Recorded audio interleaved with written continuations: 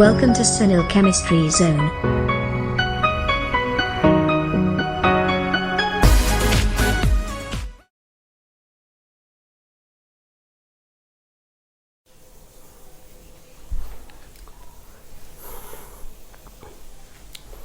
Next topic છે આગળ વિદ્યુત ધ્રુવના પ્રકાર. બરાબર, છેલ્લે લાસ્ટ ટોપિક આપણે જે ભણી ગયા એમાં વિદ્યુત રાસાયણિક કોષ, ડેનિયલ કોષ, વોલ્ટેક્સ સેલ અથવા તો ગેલ્વેનિક સેલ વિશે માહિતી આપી હતી.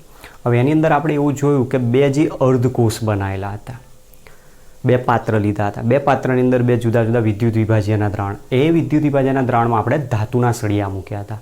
એ ધાતુના સળિયાને આપણે નામ શું આપ્યું હતું? વિદ્યુત ધ્રુવ. તો અહીંયા વિદ્યુત ધ્રુવના આપણે પ્રકાર સમજવાના છે. વિદ્યુત ધ્રુવના પ્રકાર પૂરા થાય પછી એની અંદરથી અર્ધકોષ શું છે, અર્ધકોષનું સાંકેતિક નિરૂપણ શું આવે, કોષનું સાંકેતિક નિરૂપણ શું આવે, એને આપણે સમજવાનું છે. તો જુઓ, સૌથી પહેલાં તો અહીંયા કહે છે કે વિદ્યુત ધ્રુવ કોને કહી શકાય? તો વિદ્યુત ધ્રુવ એટલે કોઈપણ એવી ધાતુનો સળિયો અથવા ગ્રેફાઇટ જેવી અધાતુના સળિયા કે જેના પર પ્રક્રિયાઓ થતી હોય છે તેને વિદ્યુત ધ્રુવ તરીકે ઓળખવામાં આવે છે. બરાબર, તો વિદ્યુત ધ્રુવની એક આ સિમ્પલ ડેફિનેશન આપણે કહી શકીએ. કોઈપણ ધાતુનો સળિયો અથવા ગ્રેફાઇટ જેવી અધાતુના સળિયા કે જેની સપાટી ઉપર પ્રક્રિયાઓ થાય છે, રેડોક્સ પ્રક્રિયા થતી હોય, ઓક્સિડેશન રિડક્શન પ્રક્રિયાઓ થતી હોય, તેને આપણે વિદ્યુત ધ્રુવ તરીકે નામ આપે છે. વિદ્યુત ધ્રુવ આમ જોવા જાવ તો એની કાર્ય પદ્ધતિ પ્રમાણે 3 ગણાય છે, પણ જુદા જુદા વિદ્યુત ધ્રુવ જો જોવા જાવ તો 5 પ્રકારના વિદ્યુત ધ્રુવ જોવા મળે છે. તો વિદ્યુત ધ્રુવ અલગ અલગ પ્રકારના જે જોવા મળે છે એ મુજબ અહીંયા સમજવાનો પ્રયત્ન કરીએ કે પહેલો વિદ્યુત ધ્રુવ કયો છે. તો પહેલો જે વિદ્યુત ધ્રુવ છે મેટલ આયન ઇલેક્ટ્રોડ જેને કહેવામાં આવે છે. મેટલ આયન ઇલેક્ટ્રોડ મતલબ ધાતુ આયન વિદ્યુત ધ્રુવ. ધાતુ આયન વિદ્યુત ધ્રુવો જેને કહીએ છીએ. હવે આ વિદ્યુત ધ્રુવો આપણે કયા છે? તો આપણે ઓલરેડી આ તો ભણી ગયા. ઝીંક આયન. બરાબર, આ બધું શું છે સાંકેતિક નિરૂપણમાં હું સમજાવું છું. આને વાંચવું હોય તો વંચાશે Zn/Zn+2 એક્વિયસ. એ જ પ્રમાણે Cu/Cu+2 એક્વિયસ છે. જેના ઉપર થતી જો પ્રક્રિયા આપણે દર્શાવવાનો પ્રયત્ન કરીએ તો રિડક્શન પ્રક્રિયા આ રીતે જોવા મળશે. Zn+2 aqueous +2 electron gives Zn solid તરીકે દર્શાય. જો રિડક્શન પ્રક્રિયા હોય તે પ્રમાણે, ઓક્સિડેશન પ્રક્રિયા હોય તો પ્રક્રિયા આખી ઉલટાઈ જશે. એ જ પ્રમાણે કોપર આયન 2 ઇલેક્ટ્રોન મેળવીને Cu સોલિડમાં કન્વર્ટ થાય. તો આ પહેલો પ્રકાર આની અંદર છે જે આપણે ઓલરેડી ભણી ગયા છે, ધ્યાનથી સમજતા જજો. બીજા નંબરનો પ્રકાર આવે છે એમાલ્ગમ વિદ્યુત ધ્રુવ.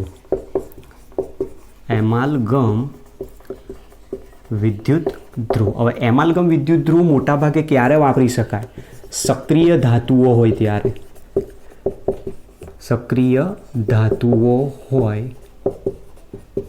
અને સક્રિયમાં પણ કેવી? સૌથી વધુ સક્રિય ધાતુ હોય ત્યારે વપરાય. હવે સૌથી વધુ સક્રિય ધાતુ કઈ છે બધી આગળ ટોપિકમાં સમજાવું. તો એમાલ્ગમ વિદ્યુત ધ્રુવ હોય તો એમાલ્ગમ વિદ્યુત ધ્રુવ આપણે આ રીતે દર્શાવીએ છીએ Zn/Zn+2 એક્વિયસ. અને આની જો રિએક્શનની વાત કરીએ તો આમાંથી ZnHg અથવા તો પછી ZnHg+2 ની જો વાત કરીએ તો Zn+2 ઇલેક્ટ્રોન મેળવીને Zn સોલિડમાં કન્વર્ટ થઈ શકે છે. તો આ બીજા નંબરમાં આપ્યો છે એમાલ્ગમ ઇલેક્ટ્રોડ. એમાલ્ગમ ઇલેક્ટ્રોડ નામ કેમ આવે? તો તમે દ્રાવણોના ચેપ્ટરમાં ભણી ગયા કે જ્યાં મર્ક્યુરી આપેલો હોય ત્યાં સૌરસ અથવા એમાલ્ગમ શબ્દ વપરાય. તો આને કહેવાય ઝીંક સૌરસ. ક્લિયર? ચલો, ત્રીજા નંબરમાં આવશે એક ધાતુ આયન વિદ્યુત ધ્રુવ આવ્યો, એમાલ્ગમ વિદ્યુત ધ્રુવ આવ્યો. ત્રીજા નંબરમાં છે વાયુ વિદ્યુત ધ્રુવ.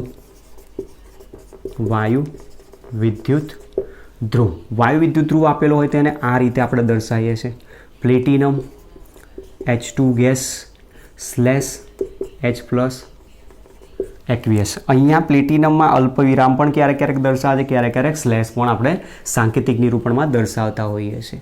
Platinum Cl2 gas /Cl- aqueous.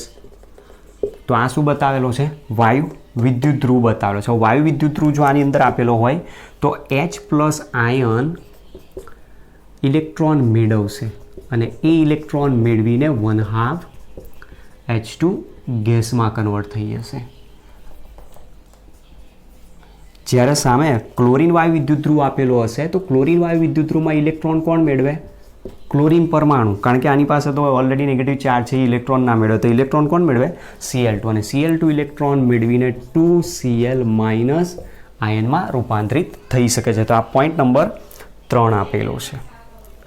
ચલો ત્યાર પછી નંબર 4 છે રિડક્શન ઓક્સિડેશન અથવા તો ઓક્સિડેશન રિડક્શન વિદ્યુત ધ્રુવ જેને કહી શકાય. ઓક્સિડેશન રિડક્શન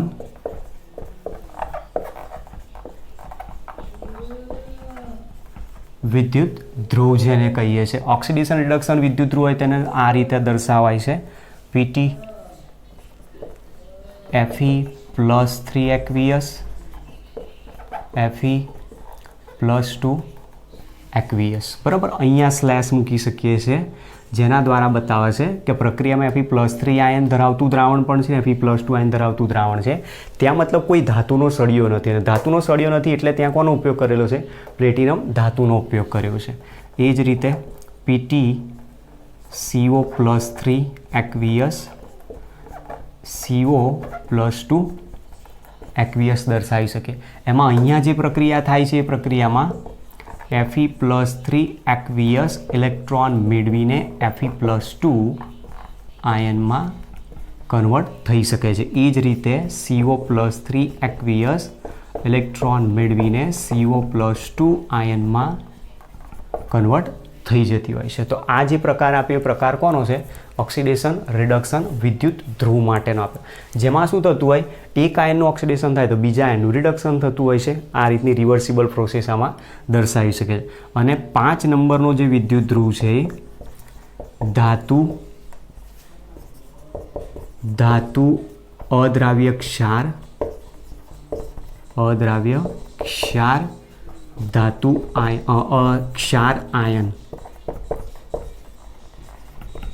ક્ષાર આયન વિદ્યુત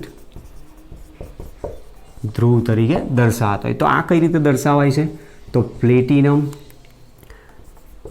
AgCl સોલિડ / KCl aqueous.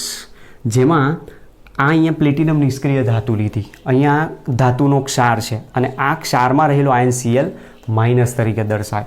એ જ પ્રમાણે પ્લેટિનમ Hg2Cl2 / KCl aqueous તરીકે પણ આપણે દર્શાવી શકીએ છીએ કે જેની અંદરથી ઘટના શું બને? AgCl ઇલેક્ટ્રોન મેળવે.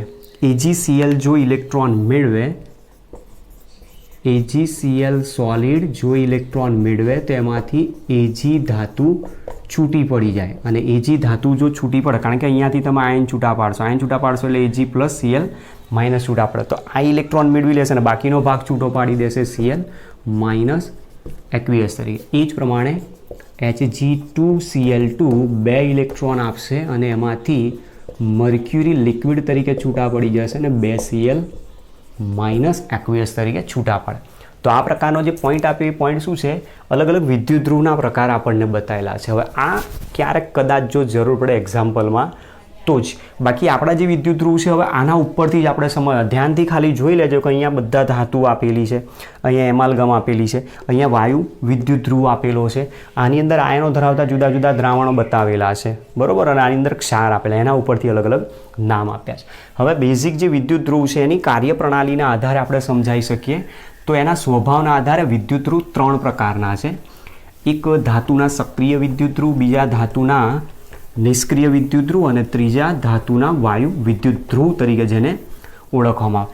જેમાંના આ જ 5 ટોપિકની અંદર ઓલરેડી વિદ્યુત ધ્રુવો સમાઈ ગયેલા છે, એટલે તમે ઉદાહરણને ધ્યાનથી જોઈને મગજમાં રાખજો, બરાબર. હવે આપણે એ જ ટોપિક ઉપર જવાનું છે કે વિદ્યુત ધ્રુવ શું છે. તો વિદ્યુત ધ્રુવ આપણે કોને કહીએ છીએ? તો કોઈ પણ ધાતુનો સળિયો અથવા ગ્રેફાઇટ જેવી અધાતુના સળિયા, કોઈ પણ ધાતુનો સળિયો અથવા ગ્રેફાઇટ જેવી અધાતુના સળિયા કે જેની સપાટી ઉપર ઓક્સિડેશન રિડક્શન પ્રક્રિયાઓ થતી હોય છે, જેને આપણે વિદ્યુત ધ્રુવ તરીકે નામ આપીએ છીએ, એટલે કે ઇલેક્ટ્રોડ કહીએ છીએ. ચલો, તો વિદ્યુત ધ્રુવ અહીંયા અલગ અલગ પ્રકારના જે સમજાવ્યો છે એ મુજબ ધાતુના સક્રિય વિદ્યુત ધ્રુવ નામ કહીએ છીએ. ધાતુના સક્રિય વિદ્યુત ધ્રુવ કોને કહી શકાય? કોઈ પણ ધાતુ જે સક્રિય છે, દાખલા તરીકે ઝીંક છે, કોપર છે, એલ્યુમિનિયમ વગેરે, આવી ધાતુઓના જે વિદ્યુત ધ્રુવ ઇલેક્ટ્રોડ તરીકે તમે જે સળિયા વાપરે એ બધા શું કહેવાય? સક્રિય વિદ્યુત. અને આ સક્રિય વિદ્યુત ધ્રુવો ઓક્સિડેશન પણ અનુભવી શકે છે, રિડક્શન પણ અનુભવી શકે છે. તો જે ધાતુના સળિયા ઓક્સિડેશન પ્રક્રિયા, રિડક્શન પ્રક્રિયા અનુભવી શકે તેને ધાતુના સક્રિય વિદ્યુત ધ્રુવ કહેવામાં આવે છે. બીજા નંબરનો પ્રકાર છે નિષ્ક્રિય વિદ્યુત ધ્રુવ. નિષ્ક્રિય વિદ્યુત ધ્રુવ. તો નિષ્ક્રિય વિદ્યુત ધ્રુવ કોને કહી શકાય? નિષ્ક્રિય વિદ્યુત ધ્રુવ એટલે અહીંયા કોઈક એવા વિદ્યુત ધ્રુવની વાત કરી છે કે જે પ્રક્રિયામાં પોતે ભાગ નહીં લે, નહીં પોતે ઓક્સિડેશન અનુભવ કે નહીં પોતે રિડક્શન અનુભવે, પણ પોતાની સપાટી ઉપર રેડોક્સ પ્રક્રિયા થવા દે. દાખલા તરીકે પ્લેટિનમ છે. પ્લેટિનમ નિષ્ક્રિય વિદ્યુત ધ્રુવ કહી શકાય, બરાબર. પ્લેટિનમ પછી સ્ટીલ છે. સ્ટીલ પણ એક મિશ્ર ધાતુ મતલબ જેને આપણે કહીએ છીએ, એ નિષ્ક્રિય વિદ્યુત ધ્રુવ તરીકે વર્તે છે. ગ્રેફાઇટ છે, તો ગ્રેફાઇટ પણ પોતે નિષ્ક્રિય વિદ્યુત ધ્રુવ તરીકે. પ્લેટિનમ ગ્રુપમાં રહેલી જે 9 ધાતુઓ છે, એ 9 ધાતુઓ પ્લેટિનમ, ઇરિડિયમ, રોહોડિયમ, એ બધી જે અલગ અલગ આપેલી છે આપણને, ઓસ્મિયમ ને, એ બધી પ્લેટિનમ ગ્રુપની નોબલ મેટલ બધી એક નિષ્ક્રિય ધ્રુવ તરીકે રહે, જેમાંથી મોટાભાગે વધુમાં વધુ આપણે કોનો યુઝ કરીએ છીએ? પ્લેટિનમનો. તો નિષ્ક્રિય વિદ્યુત ધ્રુવ એટલે એક એવા પ્રકારના વિદ્યુત ધ્રુવની વાત કરી છે કે જે રેડોક્સ પ્રક્રિયામાં ભાગ નથી લેતો, જે પોતે ઓક્સિડેશન કે રિડક્શનમાં ભાગ લેતો નથી. જ્યારે અહીંયા ભાગ લે છે આ, પણ જે પોતે રિડક્શન પ્રક્રિયામાં ભાગ નથી લેતો, ઓક્સિડેશન પ્રક્રિયામાં ભાગ નથી લેતો, પણ પોતાની સપાટી ઉપર પ્રક્રિયા થવા દેતો, એને નિષ્ક્રિય વિદ્યુત ધ્રુવ તરીકે ઓળખવામાં આવતો હોય છે. ત્યાર પછી નંબર 3 છે વાયુ વિદ્યુત ધ્રુવ. તો હવે જે વાયુ વિદ્યુત ધ્રુવ આપેલો છે, વાયુ વિદ્યુત ધ્રુવ સામાન્ય રીતે નિષ્ક્રિય વિદ્યુત ધ્રુવને જ મળતો આવે છે. નિષ્ક્રિય વિદ્યુત ધ્રુવને મળતો આવે છે. તો હવે વાયુ વિદ્યુત ધ્રુવ જે અહીંયા આપેલો છે એક પ્રકારે નિષ્ક્રિય વિદ્યુત ધ્રુવ છે. વાયુ વિદ્યુત ધ્રુવ અહીંયા આપણે હાઇડ્રોજન વાયુ વિદ્યુત ધ્રુવ ભણવાનો છે. હાઇડ્રોજન વાયુ વિદ્યુત ધ્રુવ છે. તો હાઇડ્રોજન વાયુ વિદ્યુત ધ્રુવ એક પ્રકારનો વાયુ વિદ્યુત ધ્રુવ તરીકે વર્તે છે. હવે આપણે આની રચના સમજવાનો પ્રયત્ન કરીએ. તો આપણી જે નવી બુક છે એની અંદર ટોપિક તમારો અહીંયાથી સ્ટાર્ટ થશે. હાઇડ્રોજન વાયુ વિદ્યુત ધ્રુવ, બરાબર. તો હાઇડ્રોજન વાયુ વિદ્યુત ધ્રુવ શું છે? હાઇડ્રોજન વાયુ વિદ્યુત ધ્રુવની રચના સમજાવવાની છે આપણે. તો આપણે લાસ્ટ જે થિયરી ભણ્યા હતા એની અંદર મેં એક પોઈન્ટ બતાવ્યો કે વિદ્યુત ધ્રુવની ઇલેક્ટ્રોન ગુમાવવાની વૃત્તિની જે તીવ્રતા છે એનો ઓક્સિડેશન પોટેન્શિયલ કહેવાય. વિદ્યુત ધ્રુવની ઇલેક્ટ્રોન મેળવવાની વૃત્તિની જે તીવ્રતા છે એને તેનો રિડક્શન પોટેન્શિયલ તરીકે આપણે નામ આપેલો છે. તો જે વિદ્યુત ધ્રુવ જે ઇલેક્ટ્રોન છે એ ઇલેક્ટ્રોનનો પોતાનો નિરપેક્ષ પોટેન્શિયલ આપણે કોઈ દિવસ નથી માપી શકતા. કારણ ઇલેક્ટ્રોડ એક જ તમે ખાલી મૂકી દીધો, ઝીંક સલ્ફેટનું દ્રાવણ ભર્યું, ઝીંક સલ્ફેટના દ્રાવણમાં તમે ઝીંક ધાતુનો સળિયો મૂકી દો અને પછી નક્કી કરો કે એનું ઓક્સિડેશન કેટલું થયું, એનું ઓક્સિડેશન પોટેન્શિયલ કેટલું છે, માપી શકાશે? નહીં માપી શકાય. કારણ કે એક ઇલેક્ટ્રોડ હશે તો એ ઓક્સિડેશન કે રિડક્શન પ્રક્રિયા અનુભવી શકતો નથી, એ દરમિયાન એનું નિરપેક્ષ પોટેન્શિયલ માપી શકાતો નથી. પણ જ્યારે એનો પોટેન્શિયલ માપવો જ હોય, તે પોટેન્શિયલ માપવા માટે આપણે કોઈ એક રેફરન્સ ઇલેક્ટ્રોનની જરૂર પડે, સંદર્ભ વિદ્યુત ધ્રુવની જરૂર પડે. એ સંદર્ભ વિદ્યુત ધ્રુવ તરીકે આપણે મોટા ભાગે કોનો ઉપયોગ કરીએ છીએ? તો હાઇડ્રોજન વાયુ વિદ્યુત. તો આના ઉપરથી કહી શકીએ કે હાઇડ્રોજન વાયુ વિદ્યુત ધ્રુવ એક સંદર્ભ વિદ્યુત ધ્રુવ તરીકે વર્તે છે. અને સંદર્ભ વિદ્યુત ધ્રુવ તરીકે વર્તતો હોવાના કારણે એનો ઉપયોગ કરીને એના સંદર્ભમાં બીજો જે વિદ્યુત ધ્રુવ છે એનો પોટેન્શિયલ કેટલો હશે આપણે સરળતાથી માપી શકીએ છીએ. અને સંદર્ભ ધ્રુવ તરીકે વર્તતો હોવાના કારણે તેનો પ્રમાણિત પોટેન્શિયલ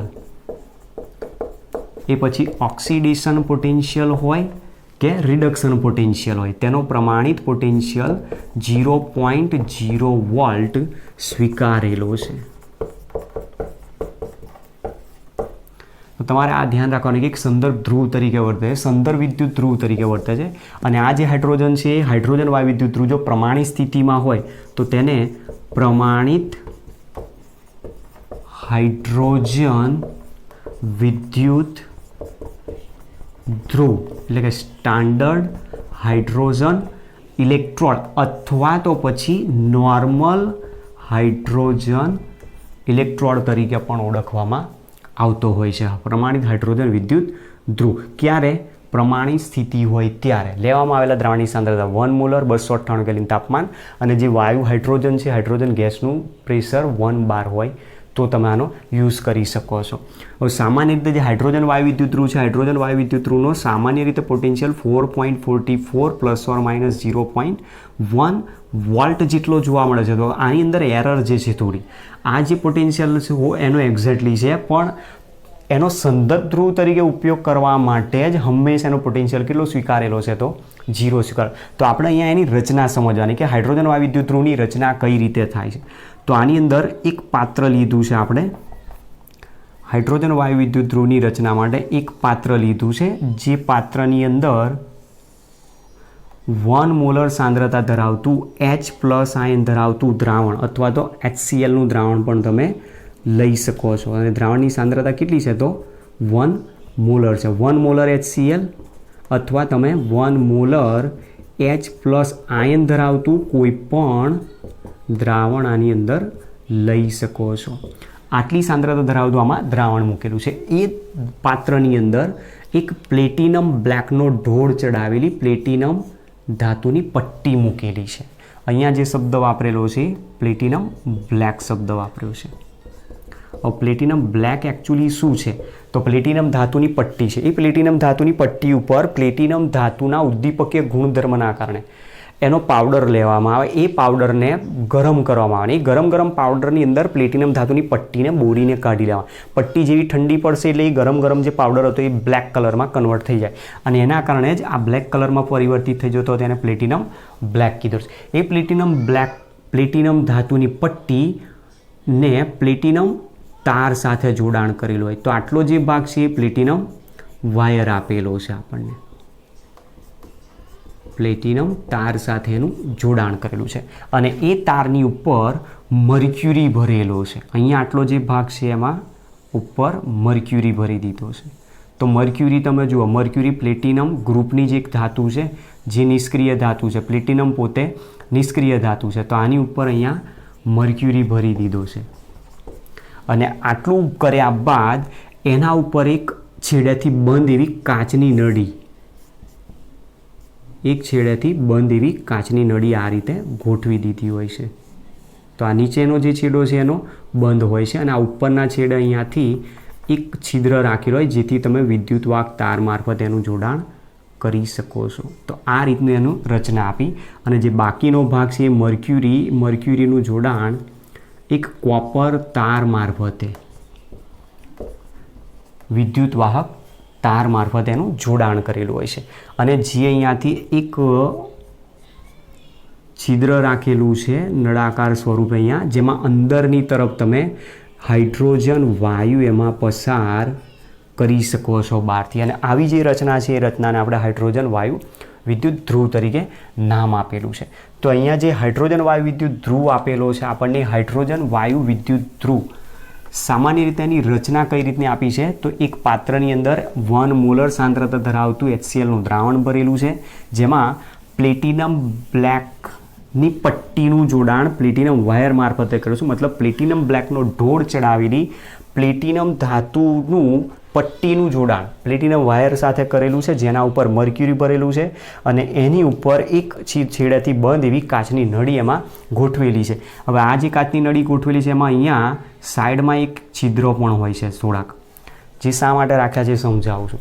તો જેટલું ગોઠાણ કર્યા બાદ બહારથી હાઇડ્રોજન વાયુ એની અંદર પસાર કરી શકીએ છીએ અને આવી જે રચના આપી છે અને હાઇડ્રોજન વાયુ વિદ્યુત ધ્રુવ તરીકે.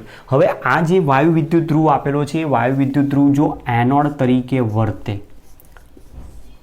હાઇડ્રોજન વાયુ વિદ્યુત ધ્રુવ જો એનોડ તરીકે વર્તે તો એનું શું થવું જોઈએ?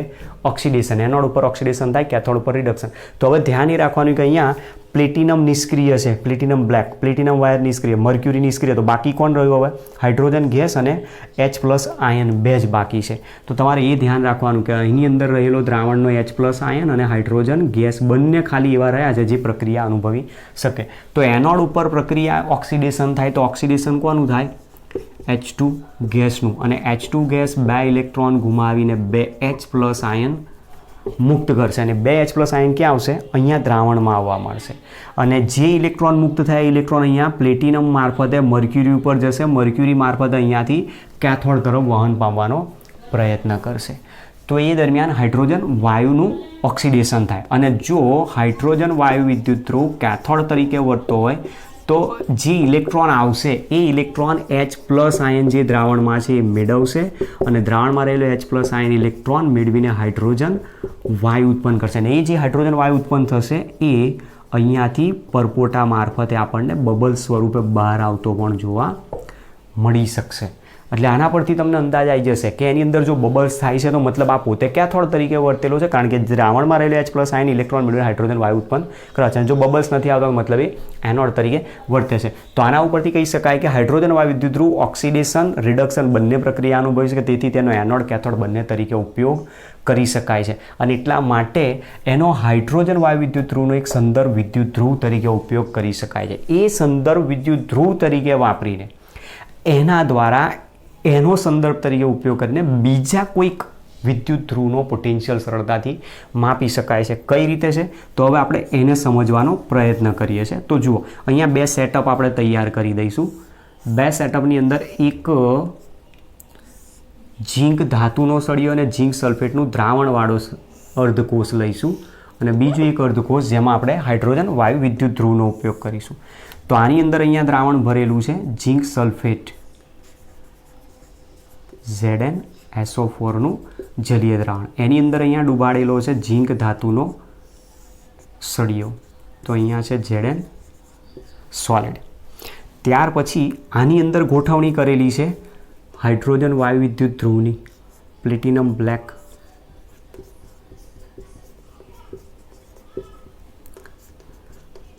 વન મોલર HCl નું જલીય દ્રાવણ. એનું જોડાણ પ્લેટિનમ વાયર. પ્લેટિનમ વાયરની ઉપર ગોઠવણી કરેલી છે મર્ક્યુરી. મર્ક્યુરીની ઉપર ગોઠવણી કરેલી છે એક કાચની નળીની, કે જે કાચની નળી એક છેડેથી બંધ છે આ રીતની, અને જ્યાંથી હાઇડ્રોજન વાયુ તમે પસાર કરી શકો એને અહીંયા બહાર લઈ લો આ રીતે. તો અહીંયાથી તમે હાઇડ્રોજન ગેસ એમાં પસાર કરી શકો છો. હવે આ બંનેનું જે જોડાણ છે એક વિદ્યુત વાહક તાર મારફતે કરી દીધું છે અને એ વિદ્યુત વાહક તાર મારફતે આ રીતનું જોડાણ કરો અને વચ્ચે અહીંયા ગોઠવી દો. ધારો કે વોલ્ટ મીટર આપણે ગોઠવેલું છે. તો આ અર્ધકોષને જોડાણ કરીને સોલ્ટ બ્રિજ દ્વારા તમે એક પરિપથ પૂર્ણ કરી શકો છો. તો આની અંદર ગોઠવી દેવાનો છે આ રીતે ક્ષાર સેતુ. તો ક્ષાર સેતુ મારફતે આ રીતે એને કોષ પરિપૂર્ણ કરવામાં આવતો હોય છે. હવે ઘટના અહીંયાથી શું બને છે કે આ રીતનું જ્યારે જોડાણ કરી દેવામાં આવે છે ત્યારે આ જે વોલ્ટ મીટર બતાવે છે, વોલ્ટ મીટરની અંદર અહીંયા જે પોટેન્શિયલ દર્શાવે છે એ કોષ પોટેન્શિયલ 0.76 વોલ્ટ જેટલો દર્શાવે છે. જે ઘટના શું દર્શાવે છે આપણને કે આની અંદર તો આપણે કીધું કે હાઇડ્રોજન વાયુ વિદ્યુત ધ્રુવ અહીંયા કેથોડ તરીકે વર્તતો હોય કે એનોડ તરીકે, એનો પોટેન્શિયલ કેટલો ગણીએ છે? 0 વોલ્ટ જેટલો ગણીએ. હવે આનો પોટેન્શિયલ 0 છે અને કોષે પોટેન્શિયલ કેટલો બતાવ્યો? 0.76 વોલ્ટ. 0.76 વોલ્ટ જે પોટેન્શિયલ બતાવ્યો કોનો આવ્યો? ઝીંક ધાતુના વિદ્યુત ધ્રુવનો. મતલબ અહીંયા ઝીંક ધાતુનો વિદ્યુત ધ્રુવ જે એનોડ તરીકે વર્તે છે એ પોતે કઈ પ્રક્રિયા અનુભવે છે? ઓક્સિડેશન પ્રક્રિયા. અને એટલા માટે આ જે પોટેન્શિયલ મળ્યો એ ઝીંક ધાતુનો ઓક્સિડેશન પોટેન્શિયલ તરીકે આને દર્શાવવામાં આવે, જેને આપણે આ રીતે દર્શાવે છે E0 Zn/Zn+2 aqueous is equal to 0.76 6 volt જેટલો દર્શાવતો હોય. તો તમે જુઓ કે આપણને આનો પોટેન્શિયલ ખબર જ નથી કે કેટલો પોટેન્શિયલ છે. તો આપણે શું કર્યું, હાઇડ્રોજન વાયુ વિદ્યુત ધ્રુવનો જ ઉપયોગ કર્યો. હાઇડ્રોજન વાયુ વિદ્યુત ધ્રુવનો ઉપયોગ કર્યો અને એની અંદરથી કોષનો પોટેન્શિયલ મળ્યો. તો કોષનો પોટેન્શિયલ આપણને 0.76 વોલ્ટ મળ્યો. તો મતલબ જો આ કેથોડ તરીકે અહીંયા છે તો એ રિડક્શન અનુભવશે. તો બાકીનો જે પોટેન્શિયલ મળ્યો એકચ્યુઅલી પોટેન્શિયલ કોનો છે, તો એનોડનો છે. તો એનોડ ઉપર ઝીંક ધાતુનો સળિયો આપે છે તો એનું ઓક્સિડેશન થાય છે. એટલા માટે ઝીંક ધાતુના વિદ્યુત ધ્રુવનો ઓક્સિડેશન પોટેન્શિયલ તરીકે આને ગણવામાં આવે છે. અને એ જ શું બતાવે છે, ઝીંક ધાતુની ઇલેક્ટ્રોન ગુમાવવાની વૃત્તિની તીવ્રતા જે તેનો ઓક્સિડેશન પોટેન્શિયલ તરીકે ઓળખાય છે. હવે આ જ સેટઅપને જો થોડોક ચેન્જ કરવામાં, કેથોડની જગ્યાએ તમે હાઇડ્રોજન વાયુ વિદ્યુત ધ્રુવને ક્યાં ગોઠવી દો, એનોડ ઉપર. દાખલા તરીકે આપણી પાસે આ જ આકૃતિ આપેલી છે, એમાં જ ગોઠવવાનો પ્રયત્ન કરીએ. માની લો કે અહીંયા આપણે આને એનોડ તરીકે ગોઠવીએ છીએ અને એની બાજુમાં બીજું એક અર્ધકોષનું જોડાણ મૂકી દઉં છું, કોપર સલ્ફેટનું દ્રાવણ ધરાવતું. તો આની અંદર અહીંયા ભરેલું છે આપણે CuSO4નું જલીય દ્રાવણ. એ CuSO4ના જલીય દ્રાવણની અંદર કોપર ધાતુનો સળિયો Cu સોલિડ અને એનું જોડાણ વિદ્યુતવાહક તાર મારફતે અહીંયા એક મીટર સાથે કરી દીધું છે, વોલ્ટ મીટર સાથે. અને આ બંનેનું જોડાણ કરી દીધું એક ક્ષાર સેતુ દ્વારા.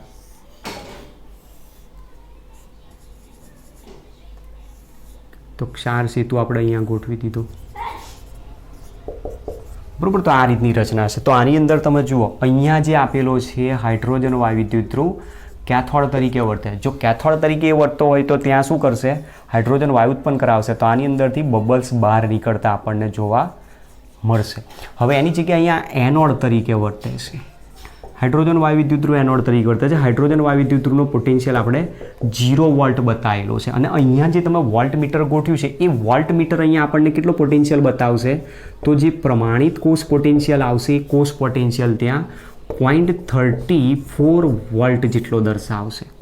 0.34 વોલ્ટ જેટલો પોટેન્શિયલ બતાવે છે. અને 0.34 વોલ્ટ જે બતાવે છે એ શું છે, હાઇડ્રોજન વાયુ વિદ્યુત ધ્રુવનો પોટેન્શિયલ 0 છે તો બાકી રહ્યો એનું પોટેન્શિયલ બતાવે છે. તો બાકીનો જે અર્ધકોષ છે જેમાં રહેલો વિદ્યુત ધ્રુવ છે એ કેથોડ ઉપર તમે ગોઠવેલો છે. અને કેથોડ ઉપર ગોઠવેલો હોવાથી કેથોડ તરીકે એ કઈ પ્રક્રિયા અનુભવે છે, તો રિડક્શન પ્રક્રિયા અનુભવ. અને એટલા માટે કોપરનો રિડક્શન પોટેન્શિયલ કહેવામાં આવે. તો કોપરનો જે રિડક્શન પોટેન્શિયલ છે એમાં એનો પ્રમાણિત રિડક્શન પોટેન્શિયલ E0Cu+2 aqueous/Cu તરીકે દર્શાવાય છે, જે 0.34 વોલ્ટ દર્શાવે છે. તો તમે આની અંદર જુઓ અહીંયા જે પ્રક્રિયા બતાવી ઝીંક ધાતુનું રૂપાંતર Zn+2 આયનમાં છે. મતલબ અહીંયા ઓક્સિડેશન પ્રક્રિયા આપી તો આ એનું ઓક્સિડેશન પોટેન્શિયલ કહેવાય. Cu+2 આયનનું રૂપાંતર Cu સોલિડમાં આપેલું છે તો મતલબ અહીંયા એનો રિડક્શન પોટેન્શિયલ દર્શાવેલો છે એવું આપણે કહી શકીએ છીએ. તો આ અર્થ અહીંયા એવો સમજાવે છે કે હાઇડ્રોજન વાયુ વિદ્યુત ધ્રુવ તમે કેથોડ તરીકે વાપરી શકો છો, એનોડ તરીકે પણ વાપરી શકો છો. અને એની સાપેક્ષમાં બીજા અર્ધકોષનો, બીજા વિદ્યુત ધ્રુવનો પોટેન્શિયલ માપી શકાય છે. નિરપેક્ષ પોટેન્શિયલ તો માપી શકાતો નથી પણ એનો પ્રમાણિત પોટેન્શિયલ માપી શકીએ છીએ. એટલા માટે હાઇડ્રોજન વાયુ વિદ્યુત ધ્રુવ એક સંદર્ભ વિદ્યુત ધ્રુવ તરીકે વાપરી શકીએ છીએ. પણ ક્યારેક ક્યારેક એવું પણ બનતું હોય છે કે પ્રક્રિયા દરમિયાન જો ટેમ્પરેચર બદલાઈ જાય, 298 કેલ્વિન તાપમાન નથી એના કરતાં તાપમાન જો વધવા મળે તો થશે શું, તમે જે HClનું દ્રાવણ લીધું છે એ HClના દ્રાવણમાંથી દ્રાવક ઓછો થવા મળશે. દ્રાવકની સાંદ્રતા તમે મોલારિટી એકમમાં લીધી છે એટલે દ્રાવણની અંદર કદ ઘટવા માંડશે. કદ ઘટશે એટલે સાંદ્રતા વધી જશે. તો 1 મોલર સાંદ્રતા મેન્ટેન કરી શકાતી નથી. એવી સિચ્યુએશનમાં આની પ્રમાણિત સ્થિતિને આપણે સાચવી શકતા નથી. તો એ દરમિયાન ત્યાં હાઇડ્રોજન વાયુ વિદ્યુત ધ્રુવની જગ્યાએ બીજું એક સંદર્ભ ધ્રુવ વપરાય છે જેને કેલોમલ વિદ્યુત ધ્રુવ તરીકે ઓળખવામાં આવતો હોય છે. તો કેલોમલ વિદ્યુત ધ્રુવ છે એમાં શું હોય, કેલોમલ વિદ્યુત ધ્રુવની અંદર જેવું તમે અહીંયા પ્લેટિનમ વાપરેલો છે એની જગ્યાએ ત્યાં મર્ક્યુરી વાપરેલો હોય, એની ઉપર HgCl2ની પેસ્ટ મૂકેલી હોય અને જે વિદ્યુત વિભાજ્ય તમે અહીંયા HClનું દ્રાવણ લીધું એની જગ્યાએ KCl વાપરેલું. તો મતલબ ધ્યાન રાખવાનું છે એની અંદર KCl વિદ્યુત વિભાજ્ય તરીકે વાપરેલો હોય છે અને HgCl2ની પેસ્ટ ત્યાં વાપરેલી હોય છે. અને આ જ રીતની આખી બેઠી રચના અહીંયા મર્ક્યુરી ગોઠવેલો હશે. મર્ક્યુરીની ઉપરના ભાગમાં HgCl2ની પેસ્ટ છે, એની ઉપરના ભાગની અંદર ત્યાં ગોઠવેલું છે KClનું જલીય દ્રાવણ અને પછી બાકીનો ભાગ અહીંયા મર્ક્યુરી વડે જોડાણ કરીને આ રીતે કેલોમલ વિદ્યુત ધ્રુવ કમ્પ્લીટ કરવામાં આવતો હોય. તો તમારે ધ્યાન રાખવાનું કે હાઇડ્રોજન વાયુ વિદ્યુત ધ્રુવ જે આપેલો છે પ્રમાણિત વિદ્યુત ધ્રુવ તરીકે તમે ત્યારે જ વાપરી શકો કે જ્યારે કોઈક એવી ધાતુઓ વાપરેલી છે કે જેની સક્રિયતા બહુ ઊંચી નથી, અથવા તો પછી જે દ્રાવણ રાખ્યું છે એનું તમે સાંદ્રતાને 1 મોલર મેન્ટેન કરી શકો છો, ટેમ્પરેચર 25 ડિગ્રી સેન્ટીગ્રેડ તાપમાન મેન્ટેન કરી શકાય એમ હોય, તો જ તમે હાઇડ્રોજન વિદ્યુત ધ્રુવ સંદર્ભ ધ્રુવ તરીકે તમે રેફરન્સ ઇલેક્ટ્રોડ તરીકે યુઝ કરી શકો.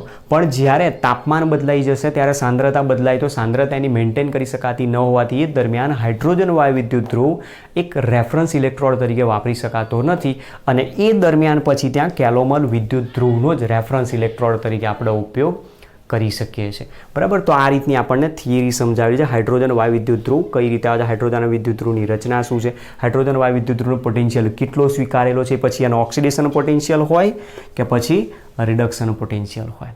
ક્લિયર? ચલો, તો હવે આપણે નેક્સ્ટ ટોપિકમાં આમાં સમજવાનો પ્રયત્ન કરીએ અર્ધકોષનું સાંકેતિક નિરૂપણ, કોષનું સાંકેતિક નિરૂપણ કઈ રીતે બધું દર્શાવી શકીએ છીએ. મેઇન ટોપિક આપણો હવે ત્યાંથી સ્ટાર્ટ થશે કે સાંકેતિક નિરૂપણ જો ફાવતું હશે તો સાંકેતિક નિરૂપણના આધારે તમે તરત ઓળખી શકશો કે તમને જે પોટેન્શિયલ આપેલો હશે ઓક્સિડેશન પોટેન્શિયલ હશે કે પછી રિડક્શન પોટેન્શિયલ આપેલો હશે. તો આપણો સૌથી પહેલો પ્રશ્ન છે અર્ધકોષ કોને કહી શકાય? તો અર્ધકોષ એટલે શું? તો દાખલા તરીકે અહીંયા જે આકૃતિ અત્યારે બતાવેલી છે આ એક પ્રકારનો અર્ધકોષ બતાવે, જેમાં વિદ્યુત વિભાજ્યના દ્રાવણમાં ધાતુનો સળિયો વિદ્યુત ધ્રુવની જ્યારે ગોઠવણી કરેલી હોય ત્યારે તે વિદ્યુત ધ્રુવ અને વિદ્યુત વિભાજ્યના દ્રાવણની સંયુક્ત રચનાને જ આપણે અર્ધકોષ તરીકે નામ આપીએ છીએ. હવે એની અંદર તમે ધ્યાનથી સમજજો, આપણે પહેલી જે થિયરી ભણી ગયા એ થિયરીની અંદર આપણે ઉપયોગ કર્યો તો ઝીંક ધાતુનો સળિયો, ઝીંક સલ્ફેટનું દ્રાવણ. તો ઝીંક ધાતુનો સળિયો Zn સોલિડ એ ઝીંક સલ્ફેટમાં રહેલા ધાતુ આયન Zn+2ના સંપર્કમાં છે. એ સંપર્ક સપાટી દર્શાવવા માટે આપણે અહીંયા એક ઊભી લીટી સ્લેશ તરીકે દર્શાવતા હોય. બીજો કેથોડ તરીકે જે હતો, કેથોડની અંદર કોપર સલ્ફેટનું દ્રાવણ, એમાં કોપર ધાતુનો સળિયો હતો. તો કોપર ધાતુનો સળિયો કોપર +2 આયન ધરાવતા દ્રાવણના સંપર્કમાં છે એ દર્શાવવા માટે આપણે એનું સાંકેતિક નિરૂપણ આ રીતે દર્શાવતા હોઈએ છીએ. હવે હમણાં જે થિયરી ભણી ગયા એ મુજબ એને પછી સમજીએ. દાખલા તરીકે હવે ધારો કે આપણી પાસે એલ્યુમિનિયમ નાઇટ્રેટ અથવા એલ્યુમિનિયમ સલ્ફેટ અથવા એલ્યુમિનિયમ ક્લોરાઇડનું દ્રાવણ છે, એની અંદર એલ્યુમિનિયમ ધાતુનો સળિયો ગોઠ્યો, તો આપણે સાંકેતિક નિરૂપણ શું બતાવી શકીએ? Al solid /Al+3 aqueous.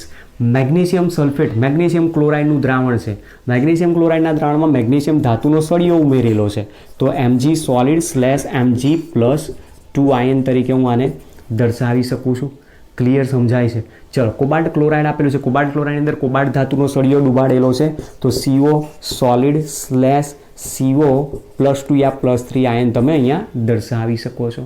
Ferric chloride આપેલો છે ને એમાં Fe ધાતુનો સળિયો ડૂબાડેલો છે, તો એને દર્શાવે Fe solid /Fe ferric chloride એટલે Fe+3 આયન તરીકે આપણે દર્શાવતા. તો આ ઘટના શું બતાવશે?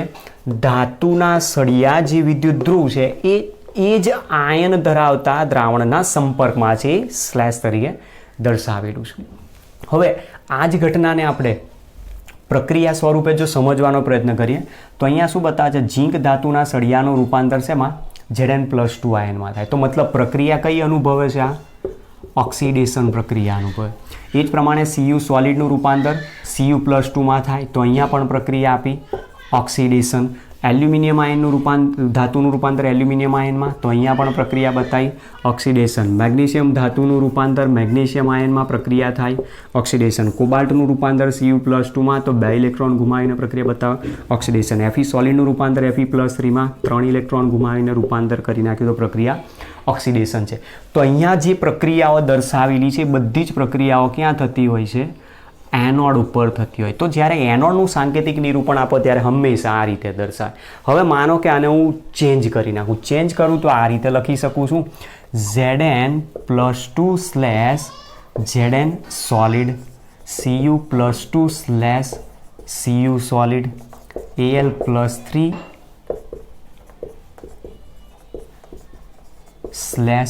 Al solid Mg+2 Mg solid CO+2 CO solid Fe+3 Fe solid. આ રીતનું આપણને નિરૂપણ આપ્યું. તો એ નિરૂપણ શું છે એ પણ તમે જુઓ. ઝીંક ધાતુનો સળિયો ઝીંક આયન ધરાવતા દ્રાવણના સંપર્કમાં, કોપર ધાતુનો સળિયો કોપર આયન ધરાવતા ધાતુના આયનના સંપર્કમાં, એલ્યુમિનિયમ ધાતુનો સળિયો એલ્યુમિનિયમ આયન ધરાવતા દ્રાવણના સંપર્કમાં, મેગ્નેશિયમ ધાતુનો સળિયો મેગ્નેશિયમ આયન ધરાવતા દ્રાવણના સંપર્કમાં, કોબાલ્ટ ધાતુનો સળિયો કોબાલ્ટ આયન ધરાવતા દ્રાવણના સંપર્કમાં, Fe ધાતુનો સળિયો Fe+3 આયન ધરાવતા દ્રાવણના સંપર્કમાં. મતલબ અહીંયા હવે જે ઘટના બતાવી એમાં તમે ધ્યાનથી જુઓ. Zn+2 નું રૂપાંતર શેમાં થાય છે? Zn સોલિડમાં. આવું ક્યારે બને? બે ઇલેક્ટ્રોન મેળવે તો મતલબ ઇલેક્ટ્રોન ઉમેરાય છે એટલે પ્રક્રિયા કઈ બતાવે છે આની અંદર? એ રિડક્શન પ્રક્રિયા દર્શાવે. Copper+2 આયન બે ઇલેક્ટ્રોન મેળવીને કોપર સોલિડમાં કન્વર્ટ થાય છે, પ્રક્રિયા છે રિડક્શન. એલ્યુમિનિયમ આયન એલ્યુમિનિયમ ધાતુમાં કન્વર્ટ થયો તો પ્રક્રિયા બતાવી રિડક્શન. Mg+2 આયન Mgમાં કન્વર્ટ થયો, પ્રક્રિયા બતાવી રિડક્શન. કોબાલ્ટ આયન કોબાલ્ટ ધાતુમાં કન્વર્ટ થયો, પ્રક્રિયા બતાવી રિડક્શન. Fe+3 આયન Feમાં કન્વર્ટ થઈ ગયો તો પ્રક્રિયા બતાવી છે અહીંયા રિડક્શન. તો રિડક્શન પ્રક્રિયાઓ ક્યાં થતી હોય? હંમેશા કેથોડ ઉપર થતી હોય છે.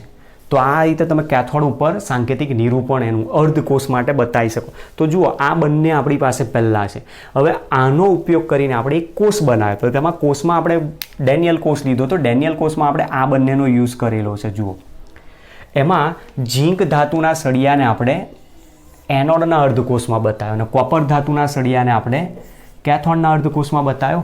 તો બંનેનું સાંકેતિક નિરૂપણ અહીંયાથી લઈએ તો એનોડ તરીકે Zn સોલિડ /Zn+2 એક્વિયસ અને કેથોડ તરીકે બતાવેલું હતું Cu+2 એક્વિયસ /Cu સોલિડ. અને એ બંનેનું જોડાણ આ બંનેને આપણે કોના વડે જોડ્યા હતા?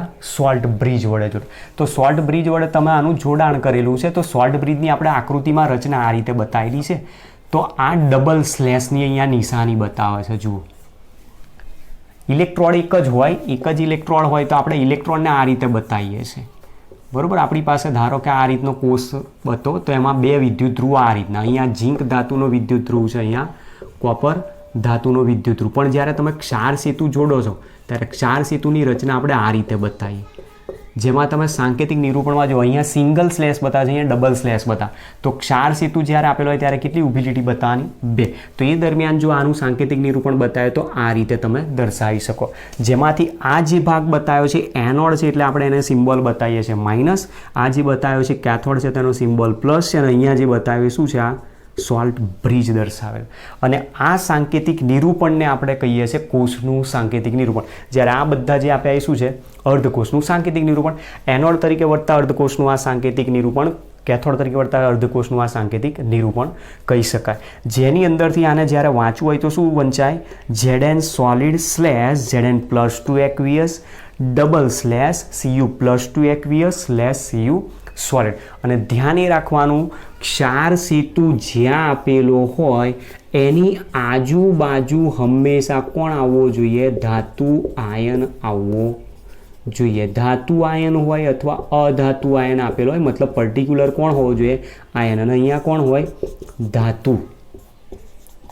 બરાબર, તો જ આ કોષનું સાંકેતિક નિરૂપણ સાચું હોય. એટલે તમારે આ વસ્તુ ધ્યાન રાખવાનું. જ્યારે ક્ષાર સેતુ લખો ત્યારે એની આજુબાજુ પોઝિટિવ અને નેગેટિવ આયનો આપેલા હોવા જરૂરી છે. તો આને કહી શકાય છે કોષનું સાંકેતિક નિરૂપણ. આ કોષના સાંકેતિક નિરૂપણની અંદર દર્શાવવા માટે આપણે કઈ રીતે બતાવીએ તો એના પોટેન્શિયલ ઉપરથી આપણે જાણતા હોય. તો પોટેન્શિયલના આપણે ખબર હોવા જોઈએ. કોનો કયો પોટેન્શિયલ આવે? પ્રમાણિત ઓક્સિડેશન પોટેન્શિયલ, પ્રમાણિત રિડક્શન પોટેન્શિયલ કઈ રીતે આવે? કોષનો પ્રમાણિત પોટેન્શિયલ કઈ રીતે શોધી શકીએ? તો આપણે હવે આના ઉપરથી કોષનું સાંકેતિક નિરૂપણ તો બતાવી દીધું. કોષનું સાંકેતિક નિરૂપણમાંથી માની લો કે મને ખ્યાલ છે ત્યાં સુધી પોટેન્શિયલના આધારે જો વિચારવાનો પ્રયત્ન કરીએ તો તમે એનોડ અને કેથોડ કઈ રીતે ગોઠવી શકો છો? તો ધ્યાનથી સમજજો. આપણી પાસે થિયરી જે ભણાવી હતી એની અંદર ઝીંક ધાતુનો પ્રમાણિત રિડક્શન પોટેન્શિયલ આપણે બતાવ્યો હતો -0.76 વોલ્ટ અને કોપરનો પ્રમાણિત રિડક્શન પોટેન્શિયલ બતાવ્યો હતો +0.80 વોલ્ટ. તો આ તમે જુઓ, ઝીંક ધાતુનું રૂપાંતર, આયનનું રૂપાંતર ઝીંક ધાતુમાં, કોપર આયનનું રૂપાંતર કોપર ધાતુમાં. તો આયનનું ધાતુમાં રૂપાંતર થાય એટલે પ્રક્રિયા રિડક્શન. રિડક્શન પ્રક્રિયાની વૃત્તિની તીવ્રતા એટલે શું કહેવાય? એનો રિડક્શન પોટેન્શિયલ કહેવાય. ઓક્સિડેશન પોટેન્શિયલ આગળ થિયરીમાં જોયો તો એ +0.76 વોલ્ટ હતો. તો આના પરથી એક વસ્તુ તમને મળી જાય કે જે વિદ્યુત ધ્રુવનો પોટેન્શિયલ પોઝિટિવ ઓક્સિડેશન પોટેન્શિયલ દર્શાવે એનો રિડક્શન પોટેન્શિયલ હંમેશા માઇનસ જ થાય. જે વિદ્યુત ધ્રુવનો પ્રમાણિત રિડક્શન પોટેન્શિયલ પોઝિટિવ હોય એનો ઓક્સિડેશન પોટેન્શિયલ હંમેશા માઇનસ થઈ જશે. તો આના આધારે આપણે સાંકેતિક નિરૂપણ જો દર્શાવેલું, તો હવે આપણે આ વસ્તુ સમજવાની છે કે તમે આમાંથી એનોડ કેથોડને કઈ રીતે નક્કી કરો.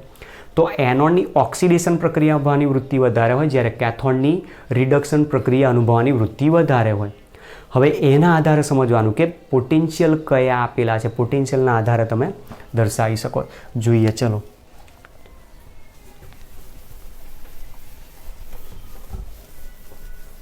તો પહેલાં આપણે આની અંદરથી સમજશું ઓક્સિડેશન પોટેન્શિયલ કોને કહેવાય, રિડક્શન પોટેન્શિયલ કોને કહેવાય, એને કઈ રીતે દર્શાવી શકીએ છીએ. ત્યાર પછી એના ઉપરથી આપણે એક ઉદાહરણથી સમજવાનો પ્રયત્ન કરીશું કે એમાં પોટેન્શિયલને આપણે ઉપયોગ કરીને એનોડ કેથોડ કઈ રીતે દર્શાવી શકીએ છીએ.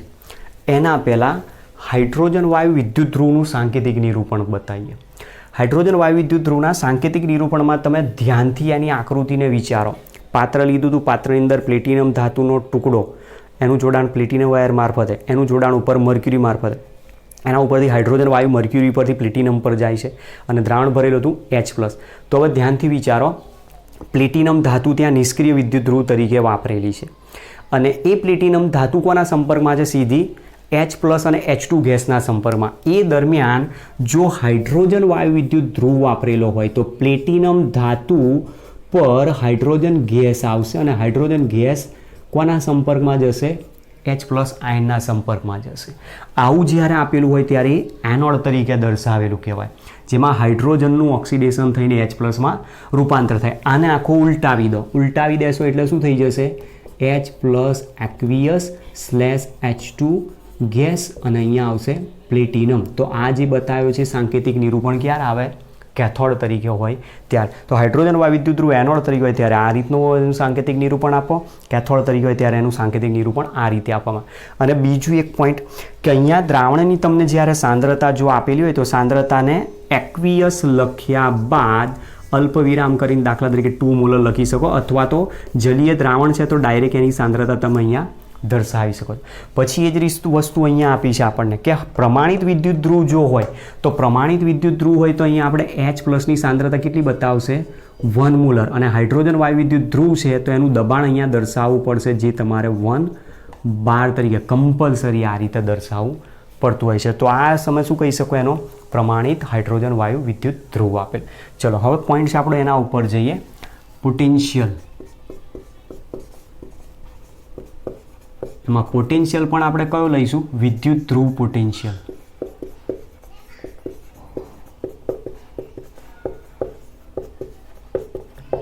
વિદ્યુત ધ્રુવ પોટેન્શિયલ શું છે? કોઈ પણ વિદ્યુત ધ્રુવની ઇલેક્ટ્રોન ગુમાવવાની અથવા ઇલેક્ટ્રોન મેળવવાની વૃત્તિની સાપેક્ષ તીવ્રતા, એ એનો શું કહેવાય?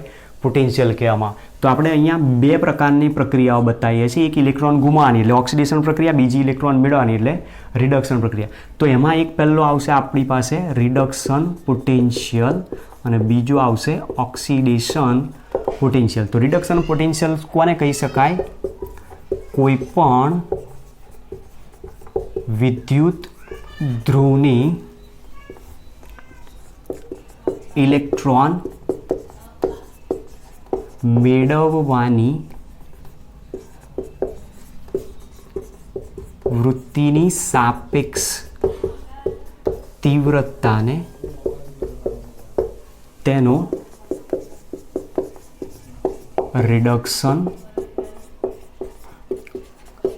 પોટેન્શિયલ કહે છે.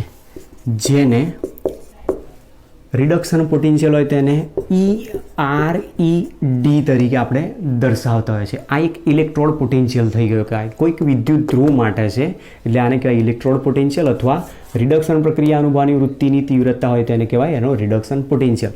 અને પ્રમાણિત સ્થિતિમાં E0RED તરીકે દર્શાવાય. તો આ શું થઈ ગયું? એનો પ્રમાણિત રિડક્શન પોટેન્શિયલ. તો રિડક્શન પોટેન્શિયલ છે આ છે સ્ટાન્ડર્ડ રિડક્શન પોટેન્શિયલ. એ જ પ્રમાણે ઓક્સિડેશન પોટેન્શિયલની જો વાત કરીએ, ઓક્સિડેશન પોટેન્શિયલ. તો ઓક્સિડેશન પોટેન્શિયલ કોને કહી શકાય? તો ઓક્સિડેશન પોટેન્શિયલની વ્યાખ્યા અહીંયા લખીએ. કોઈ પણ વિદ્યુત ધ્રુવની, ઓક્સિડેશનમાં શું થાય? ઇલેક્ટ્રોન ગુમાવે. કોઈ પણ વિદ્યુત ધ્રુવની ઇલેક્ટ્રોન ગુમાવવાની વૃત્તિની સાપેક્ષ તીવ્રતાને તેનો ઓક્સિડેશન પોટેન્શિયલ કહે છે. અને જે ઓક્સિડેશન પોટેન્શિયલ છે તેને તે EOXI તરીકે દર્શાવાય. અને પ્રમાણિત ઓક્સિડેશન પોટેન્શિયલ, પ્રમાણિત ઓક્સિડેશન પોટેન્શિયલ E0OXI તરીકે દર્શાવાય. તો હવે આ તમારે ધ્યાન રાખવાનું કે કોનો ઓક્સિડેશન પોટેન્શિયલ આવે અને કોનો રિડક્શન પોટેન્શિયલ આવે. તો તમે આકૃતિ જુઓ ડેનિયલ કોષની આપણી, આની કઈ પ્રક્રિયાની વૃત્તિ વધારે છે? ઓક્સિડેશન. તો આનો મોટા ભાગે શું આવે? Oxidation potential. તો ઓક્સિડેશન પોટેન્શિયલ એનો કેટલો આવે? તો 0.76 વોલ્ટ. અને કેથોડની પ્રક્રિયા કઈ હોય? રિડક્શન. તો એની વૃત્તિ કઈ થઈ? રિડક્શન પ્રક્રિયાની વૃત્તિ, તો એનો રિડક્શન પોટેન્શિયલ આવે. તો જેની રિડક્શન પ્રક્રિયા અનુભવની વૃત્તિ વધારે એનો પ્રમાણિત રિડક્શન પોટેન્શિયલ વધારે, ઓક્સિડેશન પોટેન્શિયલ ઓછો હોય. જેની ઓક્સિડેશન પ્રક્રિયા અનુભવની વૃત્તિ વધારે એનો પ્રમાણિત ઓક્સિડેશન પોટેન્શિયલ વધારે, પ્રમાણિત રિડક્શન પોટેન્શિયલ ઓછો હોય. તો હવે બીજો પોઈન્ટ અહીંયા આપણે ધ્યાન રાખવાનું છે. ઓક્સિડેશન પોટેન્શિયલ અને રિડક્શન પોટેન્શિયલ ના મૂલ્યો હંમેશા એકબીજા કરતાં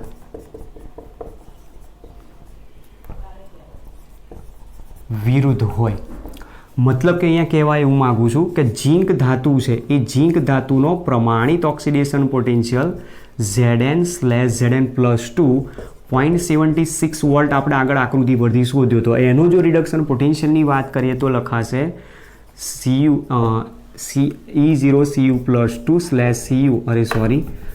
E0Zn+2/Zn is equal to -0.76 volt. તો જેનો ઓક્સિડેશન પોટેન્શિયલ પોઝિટિવ હોય એનો રિડક્શન પોટેન્શિયલ હંમેશા શું થઈ જાય?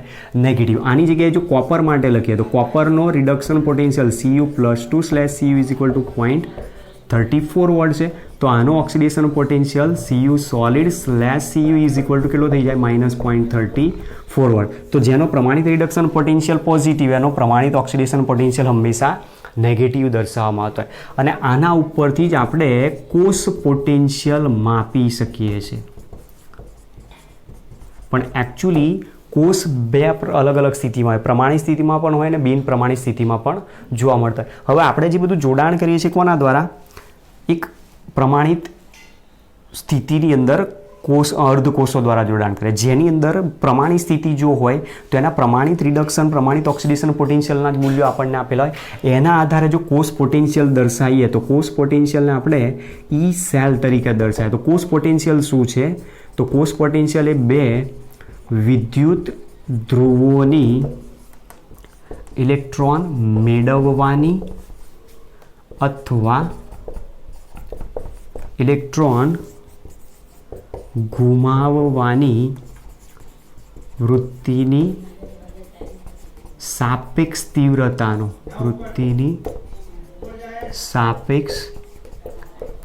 તીવ્રતાનો તફાવત ને તેનો કોષ પોટેન્શિયલ કહે છે. બરાબર. તો આપણને આ કોષ પોટેન્શિયલ વિશે માહિતી આપી કે કોષ પોટેન્શિયલ શું છે. તો કોષ પોટેન્શિયલ એ બે વિદ્યુત ધ્રુવોની ઇલેક્ટ્રોન મેળવવાની અથવા ઇલેક્ટ્રોન ગુમાવવાની વૃત્તિની સાપેક્ષ તીવ્રતાનો તફાવત દર્શાવે છે. હવે એના આધારે આપણે સમજવાનો પ્રયત્ન કરીએ કે કઈ રીતે દર્શાવી શકીએ. તો વિદ્યુત ધ્રુવ પોટેન્શિયલ આપણે માપવું છે તો સામાન્ય રીતે વિદ્યુત ધ્રુવ પોટેન્શિયલને આપણે અહીંયા પ્રમાણિત સ્વરૂપમાં દર્શાવવાનો પ્રયત્ન કરીશું. તો કોષ પોટેન્શિયલ છે એમાં અલગ અલગ પ્રકારના અર્ધકોષના પોટેન્શિયલ હોય, જેમાં બંનેના કદાચ ઓક્સિડેશન પોટેન્શિયલ પણ હોઈ શકે છે, બંનેના રિડક્શન પોટેન્શિયલ પણ હોઈ શકે છે. એકનો ઓક્સિડેશન પોટેન્શિયલ આપેલો હોય તો બીજાનો રિડક્શન પોટેન્શિયલ આપેલો હોય.